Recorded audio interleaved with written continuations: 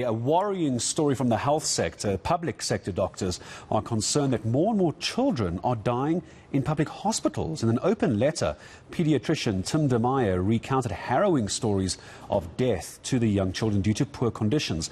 He's asked officials to step in and help, and he now can't sleep at night. His colleagues have come out also echoing his sentiments. How did we get here? Dr. Angelique Coetzee from Solidarity Doctors Network joining us. Dr. Coetzee, good to have you with us on the show this morning. How did we get to this point where we're having to talk about children dying because doctors aren't able to do what they need to? Good morning.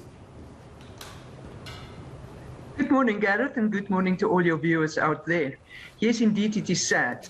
We got to this point because there is no good oversight in hospitals, especially in your public sector hospitals. Imagine this happening in a private sector hospital.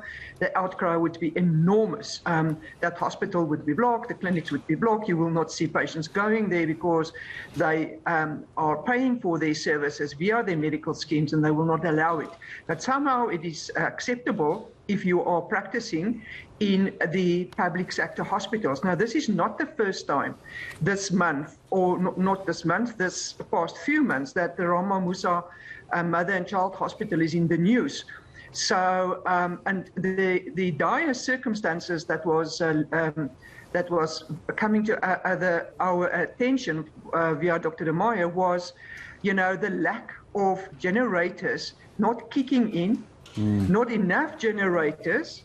Now, for anyone out there who have people at home depending on their oxygen machines when there's now power, needs to understand the horror just of that old person not being able to get oxygen. Now, imagine a neonate. A neonate is a baby that's just been born, maybe having a lot of medical problems, putting into an incubator, and then all of a sudden the power goes off, the incubator is not, the generator is not kicking in, and the child dies.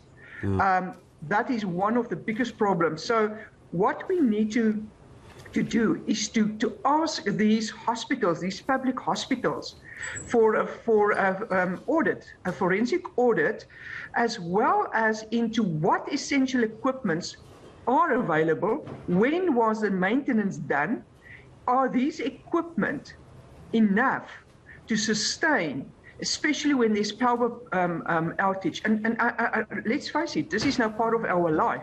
Yeah. Not even to mention the water problems that these hospitals also suffer from. The gift of the givers try to help, but it seems to me after they help, everything went back to normal. There's no urgency to say what happens if the local reservoir is dry.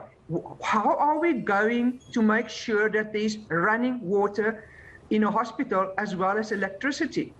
This is a huge problem. We should never have been in here. We call it mismanagement, not making sure that you have enough plans put in place so that if this happens, and we all know, as I've said, it's happening. What are you going to do? Dr. Coetzee, when you say what are you going to do, Dr. Coetzee, just before I say goodbye to you, because we're heading up quickly to 7 o'clock, when you say what are you going to do, who is the you in this? Where does the buck stop with this? Because I've been reading horror stories of doctors performing life-saving surgeries using torch headlamps inside the theatre. Where does the buck stop on this one? Gift of the givers can't fix everything.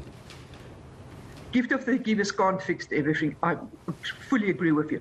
The buck stops with, because it's provincial hospitals, with the provincial MEC, as well as the Premier. Then the National Department of Health must also come to the party. This is unacceptable, and we keep on hearing that it's not the CEO's problem, it's not that problem. So we are just putting or pushing the problem further away from us by not taking responsibility. It's unacceptable.